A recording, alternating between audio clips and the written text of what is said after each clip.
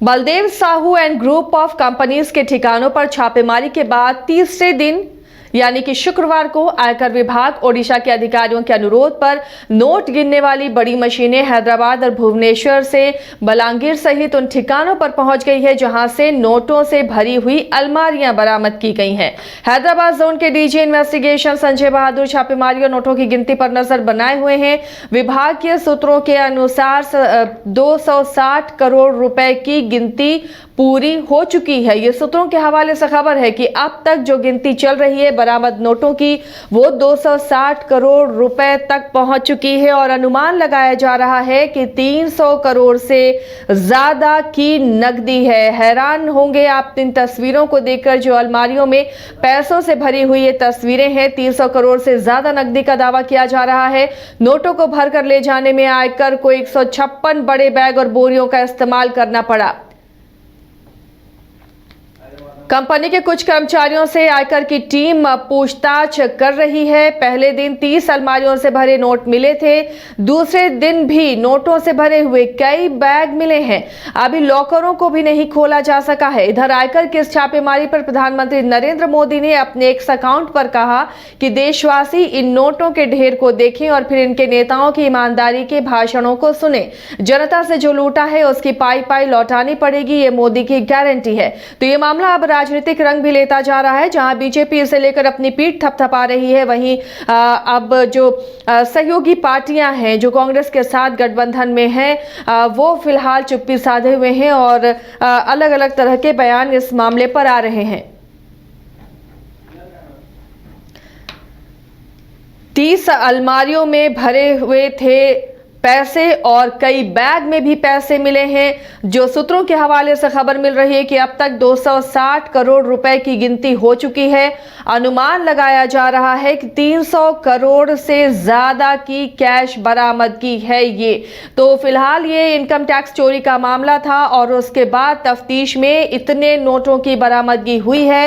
अब इस मामले पर और गहनता से पड़ताल की जा रही है और कई तरीके से इसे जोड़कर देखा जा रहा है। राजनीतिकरण भी हो रहा है। आपको बता दें कि देश में अब तक सबसे ज्यादा छापेमारी में कैश बरामदगी का ये मामला है और इसलिए इस मामले पर प्रधानमंत्री ने भी ट्वीट किया है एक सैंडल पर। इसके अलावा बीजेपी लगातार कांग्रेस को घेर रही है। बीजेपी हर जगह पर इसे लेकर प्रेस कॉन्फ्रेंस कर रही है। दिल्ली में भी प्रेस कॉन्फ्रेंस हुआ, रांची में भी प्रेस कॉन्फ्रेंस किया गया, पटना में भी लगातार बीजेपी प्रवक्ता कांग्रेस पर हमलावर हैं और इस पर जवाब मांग रहे हैं।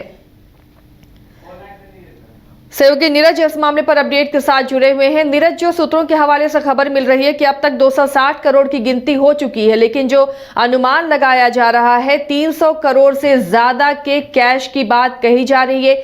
यह भी कहा जा रहा है कि अभी तो लॉकर भी खुलने बाकी हैं। तो ये देश का सबसे बड़ा मामला हो गया इतने कैश बरामदगी का। नीरज, बिल्कुल कह सकते हैं। कल हमने ये बातें कही थी कि लगभग 200 करोड़ से ऊपर की राशि और अभी तक जो है वो गिनती हो चुकी है इतनी, और अब बहुत सारे जो नोटों की गिनती है वो अभी होना बाकी है।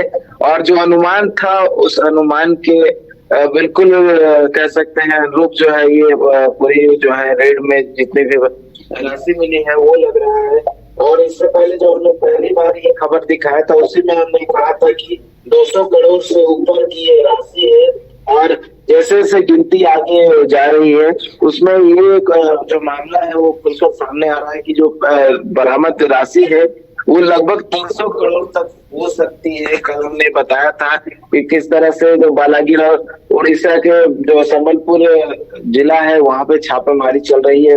और रांची की बात कर ले आज से, तो रांची के जो धीरज साहू का आवास है रांची के रेडियम रोड में, वहां पर भी छापेमारी चल रही थी। तो वहां से भी 3 से 4 बैग में जो आईटी के टीम थे वो कुछ लेकर निकले। हालांकि उस बैग में क्या था वो अभी तक पता नहीं चल पाया। संभवतः जब इनकम टैक्स की ओर से कोई बयान आए तो इसमें पता चल सके कि उस बैग में क्या था। लेकिन जब से ये कैश मिला है राजनीति भी गरमाई हुई है, चाहे वो झारखंड की बात कर ले या अगर केंद्र की बात कर ले। क्योंकि एक और जैसे ही प्रधानमंत्री नरेंद्र मोदी ने ट्वीट किया तो उसके बाद से जो है धड़ाधड़ जो है जो भाजपा के प्रदेश अध्यक्ष थे बाबूलाल मरांडी, अन्य राज्यों की बात कर ले, वहां पर प्रेस कॉन्फ्रेंस करके कहीं ना कहीं कांग्रेस पर निशाना साधने की कोशिश की गई। और अगर बात कर ले बाबूलाल मरांडी की, तो बाबूलाल मरांडी ने मुख्यमंत्री हेमंत सोरेन पर भी निशाना साधा है। उन्होंने कहा ये जो पैसा बरामद किया गया है, ये पैसा कांग्रेस और मुख्यमंत्री हेमंत सोरेन की है। तो कहीं ना कहीं इसी बहाने जो है सरकार पर भी निशाना साधा जा रहा है और कहीं ना कहीं जो है मुख्यमंत्री हेमंत सोरेन को भी इस पूरे मामले में कटघरे में खड़ा किया जा रहा है। तो अब जो है कह सकते हैं बीजेपी इस मामले को लेकर कहीं ना कहीं जो है एक मुद्दा के तौर पर देख रहा है और इसी को लेकर जो है जितने भी भाजपा के नेता हैं वो हमलावर हैं। अच्छा, वाकई ये अपने आप में हैरान करने वाली तस्वीरें हैं नीरज। 300 करोड़ से ज़्यादा अगर कैश कहीं रहता है तो ये समझ से परे है और कई बैग में भी पैसे मिलने की आशंका जताई जा रही है। फिलहाल अभी कुछ सामने खुलकर नहीं आ रहा है। नीरज, क्या आज भी नोटों की गिनती चलेगी? इस मामले पर आगे भी कार्रवाई होगी? क्या ईडी इस मामले को टेक ओवर करेगी? क्या कुछ और अपडेट है? अब देखिए, बिल्कुल ईडी इस मामले को ले सकती है क्योंकि काफी बड़ा मामला है, टैक्स चोरी का मामला है।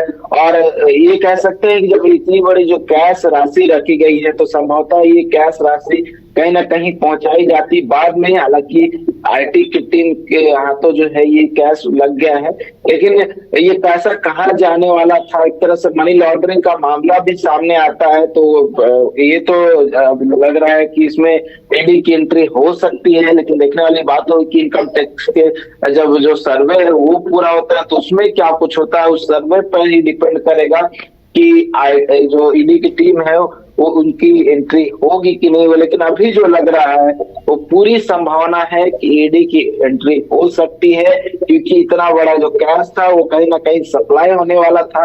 और कह सकते हैं देखिए, चुनाव भी आने वाला है, चुनाव के जोड़ के भी देखा जा सकता है। लोकसभा चुनाव कुछ महीनों बाद से ही शुरू होने वाला, तो संभवतः उसको लेकर भी कह सकते हैं। और चुनाव का दौर था तो उसमें बहुत सारे कैश जो थे वो जब्त किए गए थे बहुत सारे राज्यों में, तो ये मामला भी हो सकता है। लेकिन जो आपने कहा ईडी वाली बात, उसमें संभवता है तो कह सकते हैं कि उसमें चांसेस पूरा है कि ईडी की है एंट्री हो सकती है। मनी लॉन्ड्रिंग का मामला, इससे पहले भी बहुत सारे ऐसे जो आईटी की सर्वे हुई थी जिसमें इस तरह कैश बरामद किए गए थे, उसमें कहीं ना कहीं मामले को ईडी ने टेक ओवर किया था और मामले की जो जांच अभी भी जारी है। तो कह सकते हैं इसमें भी हो सकती है, बस आईटी के सर्वे का खत्म होने का इंतजार करना होगा। उसमें क्या कुछ जो है खुलासा होता है, क्या कुछ उस सर्वे में सामने आता है इससे। चलिए, शुक्रिया इस तमाम जानकारी के लिए नीरज आपका। तो फिलहाल अब ये माना जा रहा है कि जब इतनी बड़ी रकम की बरामदगी हुई है तो ईडी की एंट्री हो सकती है। इस मामले में ईडी कहीं ये छानबीन कर सकती है कि मनी लॉन्ड्रिंग का तो ये मामला नहीं है। हालांकि अभी आईटी का सर्वे पूरा होना बाकी है, उसके बाद ही आगे कोई कदम उठाया जाएगा। लेकिन इस मामले पर राजनीति खूब हो रही है और माना जा रहा है कि आने वाले दिनों में जो चुनाव होने हैं, लोकसभा के चुनाव होने हैं, उसके मद्देनजर ऐसे छापे अभी और पड़ सकते हैं।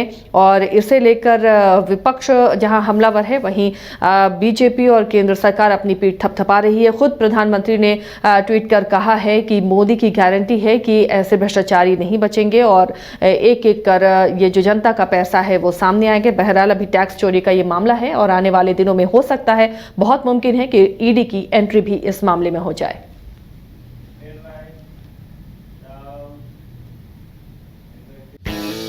हर्ष रिजेंसी फैमिली या फ्रेंड्स के साथ आउटिंग हो या रांची आकर ठहरना हो, या हो एनिवर्सरी, बर्थडे, मैरिज पार्टी या किटी पार्टी, या करना हो कॉर्पोरेट गेट टुगेदर, आपकी हर ओकेजन और मोमेंट को यादगार बनाने के लिए आपकी सेवा में तत्पर है होटल हर्ष रिजेंसी।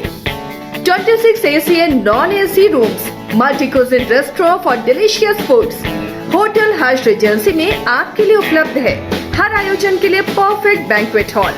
होटल हर्ष रिजेंसी, स्वर्णरेखा पुल, हटिया, रांची। IIT जी नीट एस्पिरेंट्स के सपने को पंख देने आ गया है कंप्लीट सॉल्यूशन इंस्टीट्यूट। यहाँ है smart classroom, 1-to-1 doubt clearing session, ask the expert, video solution और भी बहुत कुछ। मतलब हम करेंगे आपको गाइड, बनेंगे आपके mentor. Foundation classes from class 6 onwards for your bright future. Visit complete solution institute.